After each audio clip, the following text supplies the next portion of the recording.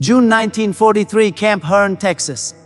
As the first trainload of German prisoners arrived from North Africa, they encountered a reality that shattered everything Nazi propaganda had taught them. These men, veterans of Erwin Rommel's Afrika Korps, had been captured after the Axis defeat in Tunisia, where nearly 275,000 German and Italian soldiers surrendered to Allied forces on May 13, 1943. Over the next 3 years, what they saw in America would dismantle their beliefs about the decadent democracy they had been trained to despise. While the United States Strategic Bombing Survey, created in 1944, documented the physical destruction of Germany, a different kind of transformation was taking place in the minds of 371, 683 German POWs held in camps across America. These men would witness firsthand the industrial, agricultural, and social might that made Allied victory inevitable. Their journey began in the ports of North Africa. At processing centers in Oran and Casablanca, German prisoners encountered American precision unlike anything they had known. Thousands were processed daily, examined, documented, and briefed under the Geneva Convention, with a level of organization that outmatched even the Wehrmacht's efficiency at its peak. Yet what stunned them most was the food. After months of meager rations in the desert, they were suddenly served white bread, fresh coffee, and meat twice a day. It was not for propaganda. It was standard U.S. Army fare. The ships that carried them across the Atlantic, the Liberty ships, were monuments to American industry. Even though the famous 4-day construction of the SS Robert E. Peary was a publicity feat, the typical 39-42-day build time was still astonishing compared to German shipyards, which took months for similar vessels. During the voyage, the prisoners saw abundance everywhere. American sailors discarding half-eaten meals larger than German rations, and radar systems considered experimental in Germany being used as standard navigation tools. When they arrived at American ports, Norfolk, Boston, and New York, the scale of industry defied imagination.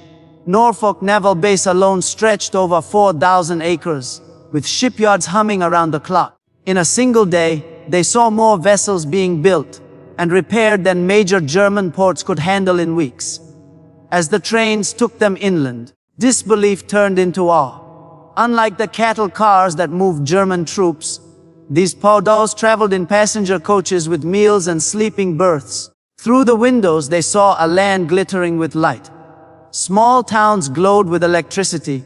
Farmhouses and barns illuminated the countryside. Factories ran night shifts, parking lots full of workers' private automobiles, luxuries only German elites could afford.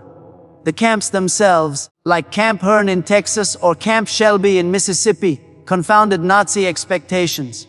Built in just 90 days yet fully functional, they had electric lights, indoor plumbing, and heating, luxuries some prisoners had never known in civilian life. America operated over 500 such camps across 46 states, each housing from 250 to over 12,000 men. Their hospitals surpassed most civilian facilities in Germany, equipped with X-rays, surgical rooms, and an abundance of medical supplies. Penicillin, rare and precious in Germany, was used freely. Prisoners received regular checkups, dental care, and treatment for chronic illnesses. The contrast to the crumbling German infrastructure they had left behind was stark and humiliating. Camp kitchens were symbols of American agricultural wealth. Massive refrigerators stored fresh meat and vegetables, while electric mixers and automated dishwashers kept meals flowing efficiently. POWs ate eggs, milk, and meat daily, rations that German civilians had not seen in years. Regulations even required kitchens to prepare 10% extra food to ensure everyone had enough. A level of waste that psychologically disturbed men from a starving homeland. By autumn 1943, with American labor shortages worsening, POWs were put to work in agriculture and industry. What they saw on American farms left them speechless. In the Midwest, single farms in Iowa or Nebraska were larger than entire German villages. Tractors, combines, and hybrid seed crops allowed one farmer to produce what dozens of Germans could not. While Germany diverted chemical fertilizers to ammunition production, America used them to grow food. Rural electrification had reached more than 90% of farms, compared to under 20% in Germany. These men saw mechanization on a scale their homeland could only dream of. Scientific crop rotation, soil testing, and hybrid breeding turned farming into an industrial science. At food processing plants, they witnessed a similar revolution. In California canneries and New Jersey factories, automated lines ran with minimal crews yet outproduced pre-war German industry. Electric conveyors, automatic fillers, and quality controls demonstrated an efficiency that left even German engineers humbled. In industrial regions, prisoners indirectly witnessed the periphery of American war production. Detroit alone possessed more automotive capacity than all of Germany combined. Plants that once made cars now produce tanks, bombers, and engines. The Willow Run plant, visible to prisoners working nearby, built a B-24 bomber every 63 minutes at peak production in April 1944, a feat no German factory could approach. Electricity symbolized America's true power. The Tennessee Valley Authority, Hoover Dam, and similar projects generated energy on a continental scale. A single aluminum plant in Tennessee used more power than entire German cities. Everywhere the prisoners looked, factories, homes, farms, electric light blazed as proof of an unstoppable industrial civilization. When Italy surrendered in September 1943, Italian prisoners who cooperated with US authorities received better quarters, pay, and freedom to interact with civilians. Germans watched bitterly as their former allies integrated into the society of their enemies while they remained confined. Though even that confinement was more comfortable than the life of many German civilians. Then came Christmas 1943. Across the United States, churches and civic groups sent gifts to the German prisoners. Enemies still fighting America received presents, German-language Christmas services, and special meals. For the first time, many realized that mercy could exist without weakness. That only a powerful and confident nation could treat its enemies with such humanity. By early 1944, education programs began in the camps. Over 25,000 prisoners completed courses in English, American history, and vocational skills. Universities provided correspondence classes. Camp libraries offered thousands of books and newspapers. Prisoners read about democracy and free speech, concepts forbidden in Nazi Germany. They even published 135 camp newspapers by 1945. Their tone evolving from nationalist defiance to thoughtful discussions on rebuilding a democratic Germany. One of the most famous publications, Der Rufus, The Call, edited by anti-Nazi inmates in Rhode Island, circulated nationwide, promoting freedom and critical thought. By mid-1944, the transformation was undeniable. June 6, 1944 day. News of the Allied invasion reached the camps through newspapers and radio reports, and with it came the final blow to German illusions of superiority. Prisoners saw film reels showing the invasion fleet. Thousands of ships, aircraft, and soldiers moving with mechanical precision. Artificial harbors, endless convoys, and vast logistics networks revealed the industrial might of a nation that could conquer oceans through organization alone. Many prisoners, hardened veterans of the Afrika Korps, understood at that moment that the war was irreversibly lost. When victory finally came in Europe in 1945, another shock followed. Footage of liberated concentration camps, shown to prisoners by American officers, revealed horrors that defied denial. Many refused to believe the images until letters from home and testimony from fellow Germans confirmed the truth. The moral collapse of Nazi ideology was now undeniable. The men who had once believed they fought for civilization saw their cause exposed as barbarism. Between 1943 and 1946, states held over 370,000 German POWs in 46 states. Despite the scale, fewer than 200-300 escape attempts occurred, less than 1%. Only one man, Georg Giedratner, successfully remained at large, vanishing in 1945 and not surrendering until 1985. Not a single American civilian was killed or injured by an escaped prisoner. Most POWs found life in captivity so tolerable, even instructive, that few wanted to flee. While precise records vary, prisoners collectively performed millions of hours of labor. They harvested crops, maintained railroads, and repaired military installations. Paid 80 cents a day, their work saved the US government millions while easing wartime labor shortages. More importantly, it exposed them daily to American efficiency and fairness. For men indoctrinated with visions of chaotic democracy, this quiet productivity was revolutionary. The American Reeducation Program, secretly managed by the Special Projects Division, under the Provost Marshal General, aimed to reshape these men's political thinking. It began modestly, through films, lectures, and newspapers, and evolved into structured courses on democracy, economics, and constitutional law. Selected anti-Nazi prisoners became peer instructors, creating an environment of debate rather than indoctrination. Though not all were persuaded, tens of thousands began to question what they had once believed without doubt. Camp hospitals demonstrated American medical capability at its height. Facilities at Camp Carson, Colorado, and Camp Shelby, Mississippi, contained full surgical suites, X-ray units, and laboratories. German doctors, serving alongside Americans, learned to use penicillin routinely, something nearly impossible in wartime Germany. POWs received dental and optical care, even prosthetic limbs. Attempted suicides received psychiatric help, not punishment. To men raised under a brutal ideology, this compassion from their enemies was incomprehensible. Religion, too, flourished in the camps. Protestant and Catholic chaplains held regular services in German. American churches donated Bibles and hymnals, while choirs performed for prisoners. For men whose homeland had politicized or suppressed faith, this freedom of worship revealed a moral strength beyond ideology. In some camps, Jewish refugees, once targets of Nazi persecution, served as translators and teachers, forcing prisoners to confront their own prejudices face to face. The POWs also witnessed the extraordinary scale of America's infrastructure.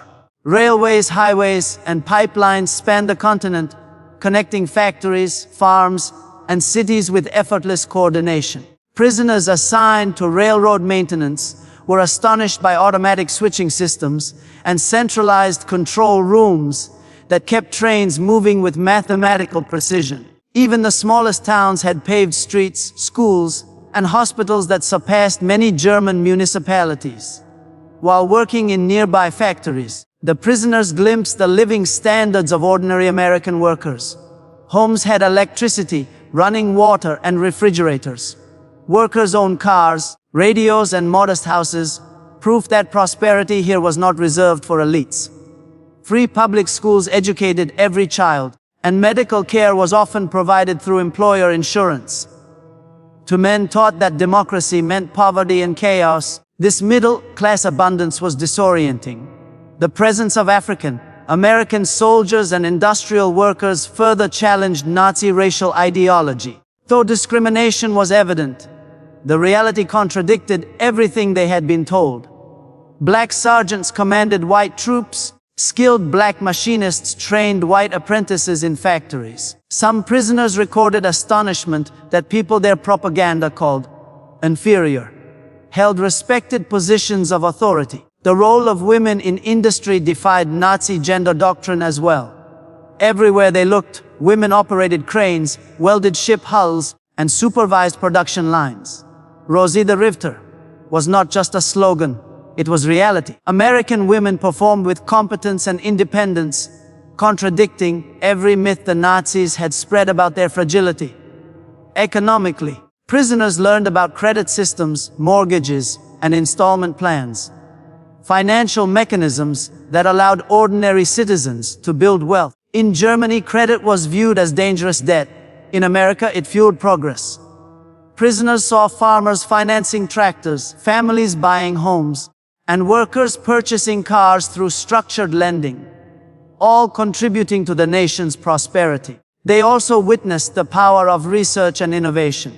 American universities and industries cooperated closely, investing in long-term scientific development even during wartime. This forward-looking philosophy contrasted sharply with Germany's short-term militarized focus. Technically minded prisoners marveled at laboratories where new alloys, engines, and electronic systems were already being tested for peacetime use. In factories, American management practices left deep impressions. Decisions were often made by junior supervisors. Initiative was encouraged, not punished. Suggestion boxes, safety committees, and productivity bonuses rewarded workers for improvement ideas. To men raised under rigid hierarchy, this freedom within structure seemed impossible. Yet it worked, and it worked better than compulsion. Standardization was another revelation. American industry built everything, from screws to engines, to common specifications, allowing mass production and easy repair. German craftsmanship prided itself on precision but lacked this scalability.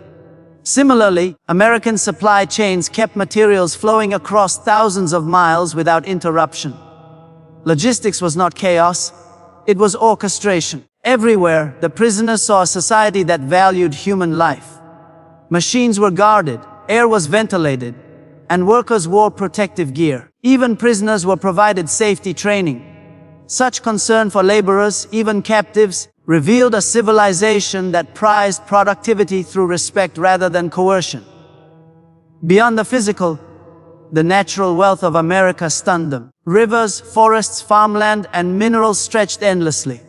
What Germany rationed and fought over, America possessed in abundance. This richness, combined with innovation and organization, made defeat seem preordained. Communication systems impressed them equally. Telephones connected homes nationwide.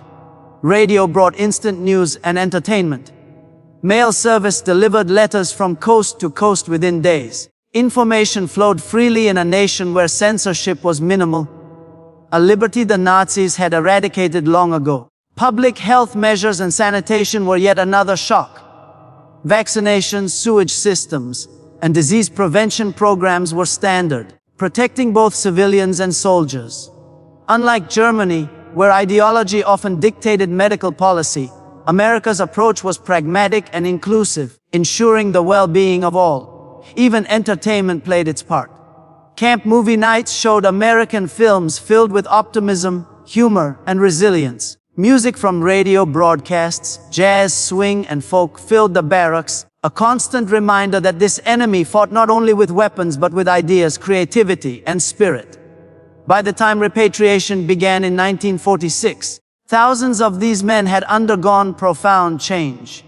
They returned to a shattered homeland, but carried with them the memory of a nation that had conquered through democracy, science, and compassion rather than fear. Many would later become leaders, teachers, and reformers in post-war Germany. Quiet carriers of the lessons they had learned in captivity. They had come to America as soldiers of a dictatorship, convinced of their superiority. They left as witnesses to a civilization that proved true power lies not in domination, but in freedom. Hollywood produced morale, boosting entertainment, while American factories forged the weapons of victory. This dual ability, to inspire and to build, outmatched anything Nazi Germany could achieve. German prisoners of war in the United States saw films that stunned them with self-criticism and honesty. The Grapes of Wrath deeply impressed many, who marveled that a nation at war allowed such open discussion of its flaws. Through contact with voluntary organizations like the YMCA, Red Cross, and local churches, prisoners observed a society where citizens cooperated freely without state coercion. This vibrant civil culture, destroyed under the Nazis, sustained America's democratic life. Gradually, the prisoners learned of U.S. industrial production on a staggering scale: 300,000 aircraft, 86,000 tanks, 2.6 million trucks, and more naval vessels in 1943 alone than Japan built during the entire war. Shipyards replaced all Allied losses since 1939 by that autumn. These figures were not propaganda. Prisoners could see the evidence for themselves. Ships multiplying in ports, bombers rolling off assembly lines, endless fields of harvests. The proof of America's power was undeniable. Among the prisoners, profound transformations began. Officers who once swore oaths to Hitler started imagining a democratic Germany. Devout Nazis fell silent as they realized American productivity dwarfed their homelands. Statistics they had mocked as exaggerations proved understated. One striking case was Walter Hallstein, captured in 1944 and held in Mississippi, who organized a camp university and later joined U.S. re-education programs. After the war, he became the first president of the European Economic Community, shaping the future European Union. The U.S. Special Projects Division, led by Lieutenant Colonel Edward Davidson, began a covert re-education effort in 1943. Its ambitious goal: to turn Nazi soldiers into democratic citizens who could help rebuild Germany. Prisoners were classified as anti-Nazis 10%, non-political about 80%, and committed Nazis 10–15%. The focus was on the middle group, using the anti-Nazis as teachers and isolating the fanatics. Methods included exposure to American films and media, courses in civics and history, guided discussions, vocational training, and gradual revelation of Nazi crimes. About 25,000 prisoners completed formal democracy courses. Reports in 1946 judged the immediate ideological impact as limited, but the long-term effects proved deeper. Many later served in West German government, industry, and education, applying lessons learned from American life. The Marshall Plan of 1947 was built upon foundations laid by these experiences. Former prisoners who had witnessed American efficiency became advocates for democratic reconstruction. They had learned that wealth came through production, not conquest, and that democracy created prosperity more effectively than dictatorship. Those who had worked in U.S. industries or farms returned to Germany with valuable insights. On American farms, they saw how mechanization and scientific methods produced abundance. Back home, they pressed for modernization, land consolidation, machinery, and better breeding and fertilization. Initially resisted by traditional farmers, these reforms took root after wartime shortages made change essential. By the 1950s, German agriculture had transformed, an echo of lessons first learned in captivity.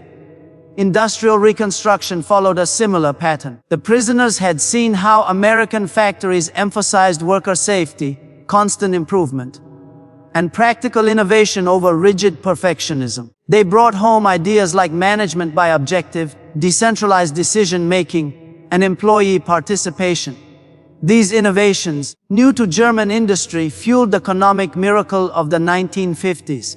Psychologically, the change ran deep. Nazi education had taught that democracy was chaos, racial mixing was weakness, and capitalism meant exploitation. In America, they saw the opposite: order born of freedom, unity through diversity, and prosperity through opportunity. The contradiction shattered their worldview. Psychologists later described it as pseudo-ideological collapse, marked by withdrawal from Nazi politics, rejection of propaganda, and curiosity about democratic life. Even skeptics who clung to German pride could not deny what they saw. America's power stemmed not from brutality, but from productivity and freedom. The most persuasive lessons came not from classrooms, but from daily contact with ordinary Americans. Prisoners who worked on farms shared meals with families. Those in factories labored alongside civilians. These personal connections undermined years of Nazi indoctrination more effectively than lectures ever could. Many of these relationships endured long after the war. Prisoners and American families exchanged letters for decades. Their reunions, some held 40 years later, testified to the extraordinary human bonds formed between former enemies. Religion played a key role in this moral transformation. Under Nazi rule, Christianity had been twisted to serve racial ideology. In American camps, prisoners encountered faith practiced freely, without government interference. Churches ministered to them out of compassion, not command. Many rediscovered genuine Christian belief, seeing it as a moral framework to replace Nazism's void. Chapel attendance often exceeded that of their old army units, and this revival helped inspire Germany's post-war Christian democratic movement. Educationally, the camps became unexpected universities. Many working-class soldiers received their first serious schooling there, learning English, studying literature, and taking correspondence courses from U.S. colleges. Freed from Nazi censorship, they debated politics and philosophy openly for the first time. for young prisoners raised entirely under Hitler's regime. This intellectual freedom was revolutionary. It inspired lifelong curiosity and a respect for truth that shaped their post-war careers. Through daily exposure to American capitalism, they learned lessons that rewired their understanding of economics. They had been told that capitalism enslaved workers, but in America they saw unionized labor, home ownership, and shared prosperity. They observed that investment and credit built growth, that profit could coexist with fairness, and that worker welfare improved productivity. This realization would guide West Germany's later social market economy, which balanced freedom and stability. By the time repatriation began, the prisoners had become living bridges between two worlds. They knew America's strengths and flaws intimately and could separate propaganda from truth. During the Cold War, these men played a crucial role countering Soviet narratives. They knew from experience that America's strength came from production and freedom, not imperial ambition. Many became firm supporters of the Atlantic Alliance, seeing in it a bulwark against the return of tyranny. The vast scope of the prisoner program itself revealed the immensity of America's organizational capacity. At its height, 371,683 German prisoners were held across 46 states, excluding only Nevada, North Dakota, and Vermont. There were 175 main camps and over 325 branch sites, with construction often completed in just 90 days. Altogether, 425,871 Axis prisoners, German, Italian, and Japanese, were interned in the U.S. during the war. Fewer than 1% attempted escape, a testament to humane conditions and disciplined management. More than 25,000 men finished formal democracy courses, while 135 camp newspapers circulated freely, discussing art, politics, and news from home. The prisoner experience varied dramatically by region. Those placed in the Midwest worked on mechanized farms, witnessing the efficiency of tractors, irrigation, and rural electrification. They were astonished at how few workers could cultivate immense fields, achieving yields unimaginable in Europe. In the industrial Northeast, prisoners marveled at sprawling factories and urban prosperity. Those assigned to the American South confronted the contradictions of democracy. Racial segregation on one hand, but also the existence of black soldiers, officers, and factory workers, disproving Nazi racial dogma. Out west, they encountered vast landscapes, frontier dynamism, and resource wealth that underscored the depth of America's potential. These regional contrasts built a comprehensive portrait of the United States. Diverse yet unified, imperfect yet powerful. No longer could prisoners claim that American success was isolated or exaggerated. From Maine's ports to California's shipyards, from Texas cotton to Michigan steel, they saw abundance as a national condition. Professional German officers faced a particular reckoning. Trained to believe in the superiority of German arms discipline and command, they discovered that democratic armies could be equally efficient and more flexible. They saw how material abundance, trucks, fuel, food, ammunition, granted American commanders strategic freedom unimaginable in Europe. They learned that democracy, rather than breeding weakness, cultivated initiative and morale. Civilians, engineers, and scientists cooperated seamlessly with the military, forming a powerful network of production and logistics. This experience later influenced the Bundeswehr, West Germany's post-war army, which adopted many American principles of organization, training, and civil oversight.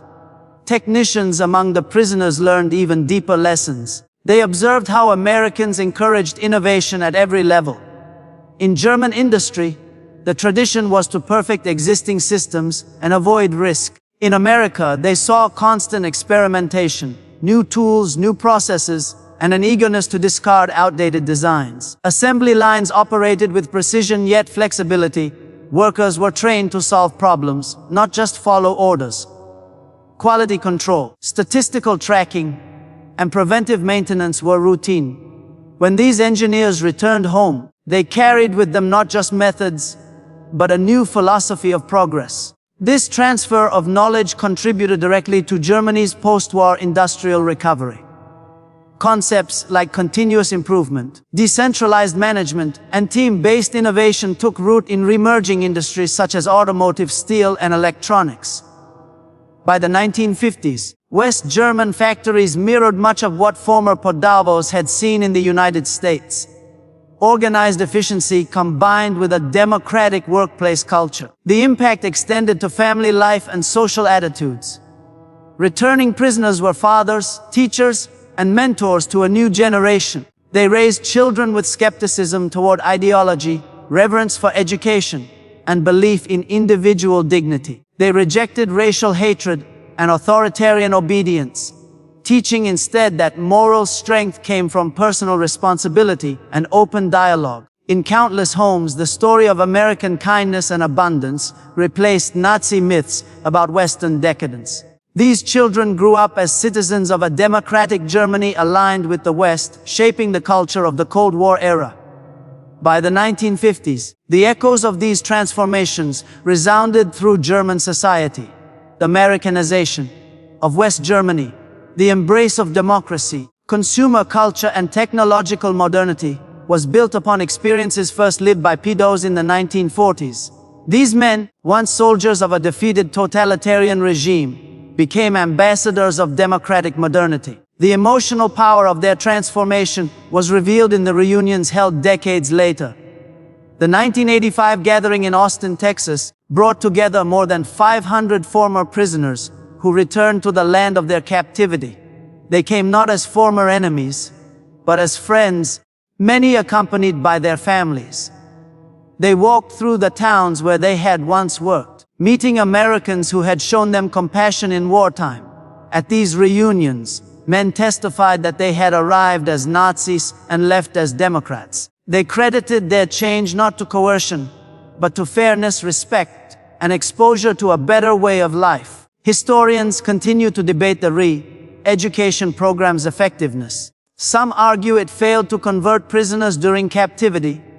Most were focused simply on survival and repatriation. Others emphasized the long-term transformation, noting that many former POWs later became leaders in Germany's democratic and economic revival. The truth lies between. Formal indoctrination achieved little in the short term, but immersion in American reality changed minds forever.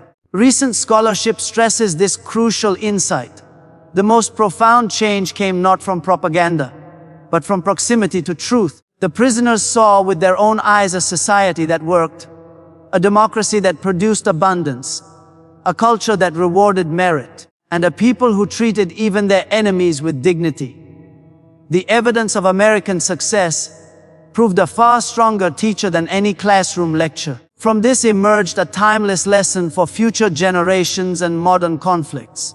Ideological transformation is achieved not by force, but by example. A free and prosperous society functioning openly refutes totalitarian myths more effectively than any army can. Kindness, respect, and opportunity disarm hatred far more deeply than violence. The German prisoner experience demonstrated that the most powerful weapon in democracy's arsenal is not its bombs, but its success, its capacity to create, to forgive, and to thrive. These transformations were not universal, but they were enduring. Some prisoners remained skeptics, others clung to fragments of old ideology. Yet collectively, their experience reshaped post-war Europe. They returned home with living proof that freedom works. They introduced modern farming, management reform, industrial efficiency, and civic responsibility. They became advocates of cooperation rather than conquest, of productivity rather than domination. The legacy of the German POW experience in America extended far beyond personal redemption. It shaped the reconstruction of an entire nation and anchored the transatlantic partnership that would define the post-war world. The West German economic miracle was built not only on American aid but on ideas, values, and techniques carried home by these former captives. They had witnessed a civilization that married industry with humanity, power with restraint, and success with moral conviction. For men trained in authoritarian obedience, this revelation was transformative.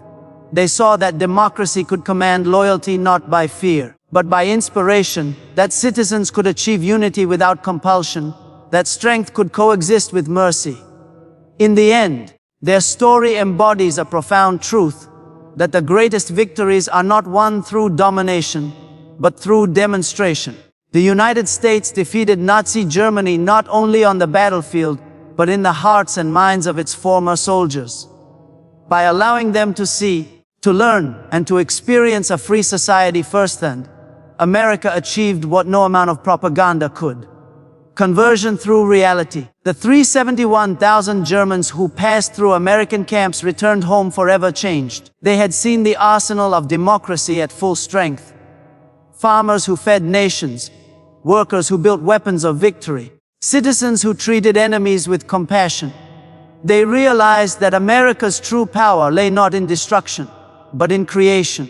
Their transformation was the quiet triumph of humanity over ideology, of truth over deceit. It marked the beginning of a partnership that would rebuild Europe and redefine the modern world. For in their journey, from soldiers of a defeated tyranny to advocates of democratic renewal, lay the proof that freedom, once witnessed, is more persuasive than any doctrine. The German POW experience in America remains a testament to the idea that nations are not rebuilt by coercion, but by example, not by conquest, but by conscience, not by fear, but by faith in what free people can achieve together.